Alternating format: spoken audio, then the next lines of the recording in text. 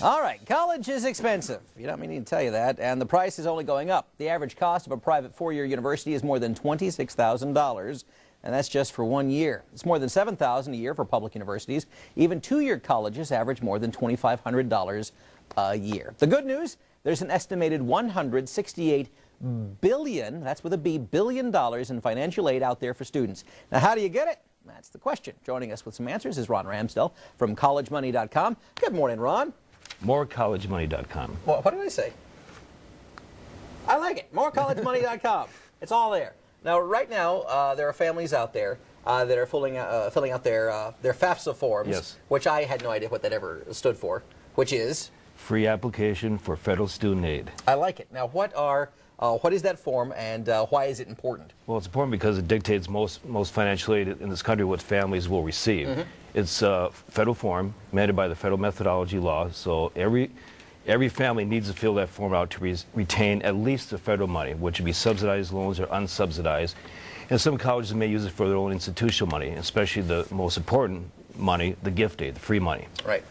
So, I mean, that's the bottom line. Everybody should fill out that form in a timely basis, and don't go by the federal deadline, which will be next June of next year. That's going to be too late. Yeah, big time. Yes. So you want to make sure you get it in per each college's own deadline. The other big form, because I remember the FAFSA, the form, but the other one is called the CSS profile. What is that one? That's an institutional-based form that a lot of private schools will utilize to determine, most importantly, the free money, their gift aid from their endowment funds. Mm-hmm. Now, with that form, parents and students need to keep in mind, because it is an institutional-based form, not mandated by the federal government, colleges will ask more personal information on that form, and they have the right to do that. But on the other side of the fence, the family side, the good side is that families do not have to disclose a lot of the information, but most parents don't know that. So more personal information the parents will disclose, the lower the eligibility for financial aid, especially the free money. Now, what's the biggest mistake that people do when they're trying to finance either their or their kids' education? The biggest mistake they make? There's a lot of them, but probably the biggest one, procrastination. Yeah. They hold off to the last minute, but it's human nature. I've been in this business now for 20 years. Things have not changed. It's like for taxes. They procrastinate. Yeah. So then they miss out, especially if they miss the college's deadline for aid. Then you got luck. Big time. And, yes. And the college doesn't care. The college cares to a point. To a point. But essentially, it's like, well, it's been published. The date's, free and open to everybody, and tough. Yes. It's kind of the hardline stance there.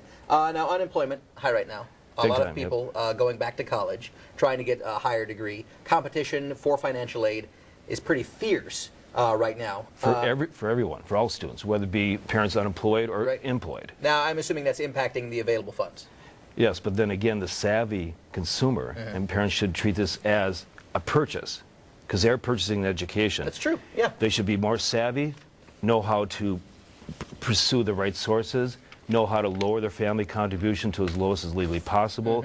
They have to be proactive on a timely basis. Students who are juniors and even sophomores right now in high school should be reacting to this process and researching outside scholarships, especially in the junior year. And another thing to remember, and this impacted me, I